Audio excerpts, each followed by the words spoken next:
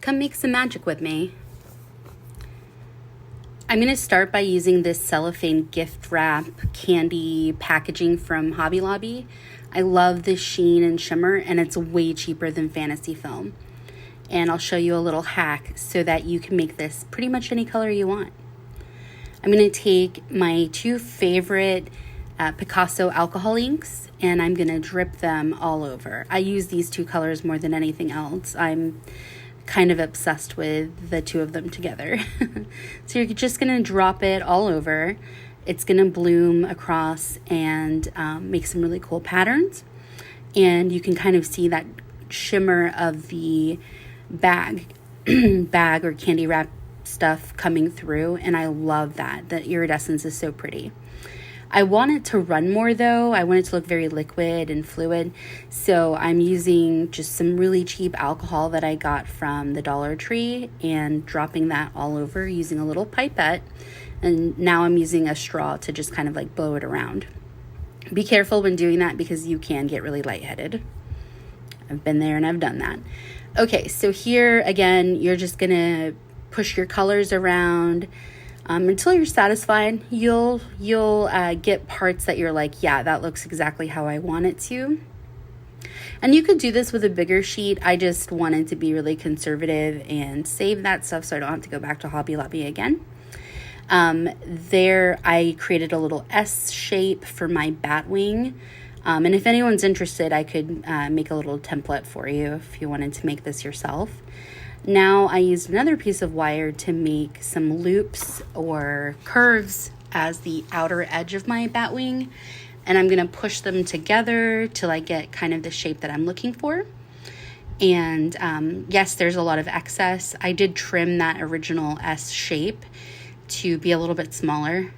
And now I'm using just a couple of drops of UV resin and curing it to hold those pieces together. They may pop apart. That's totally okay. If it happens, just use a little bit more and keep going until it feels sturdy. Here's another piece of wire. I'm going to use that to create the spines of the wing, and I'll put one at each point.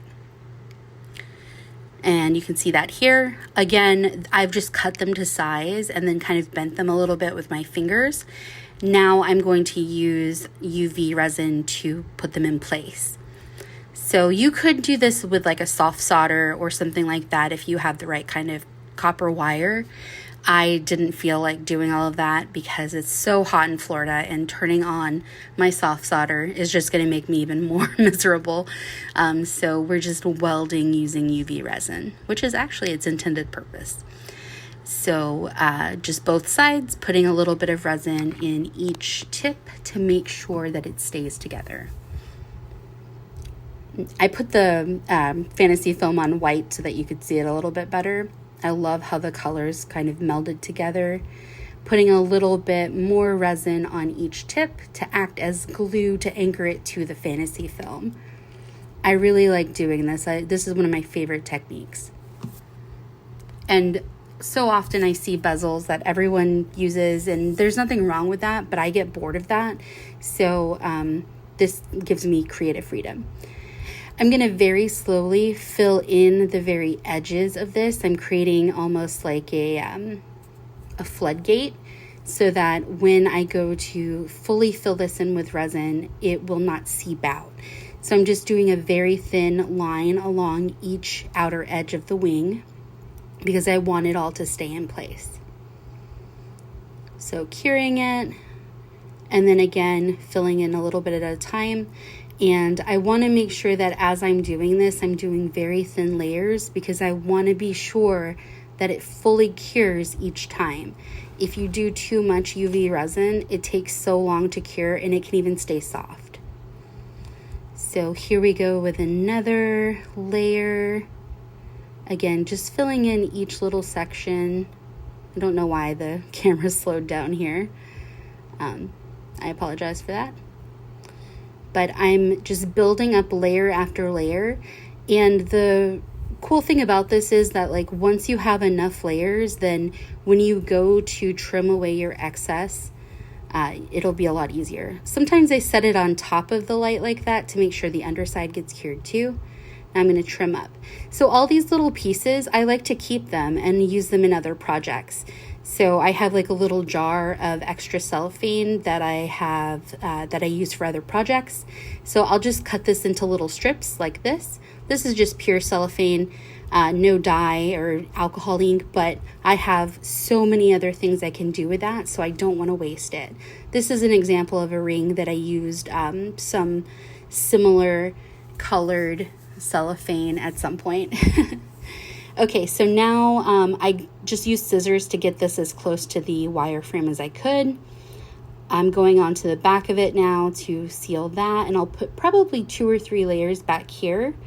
And then once I've cured everything really well, it'll allow me to cut away using an X-Acto knife a lot easier, because instead of the like super slippery soft film, I'm just cutting away like excess resin, which is really helpful. So again, putting another layer and curing. Now I'm going to use my Dremel to try to clean up those edges and get as close as I can to the edge of my wireframe. That's what it looks like. It's very dull at this point. I'm going to sand it up and make it nice and smooth, and then use a final layer of resin to make it super shiny and pretty. Make sure you clean off the powdery residue from your sanding.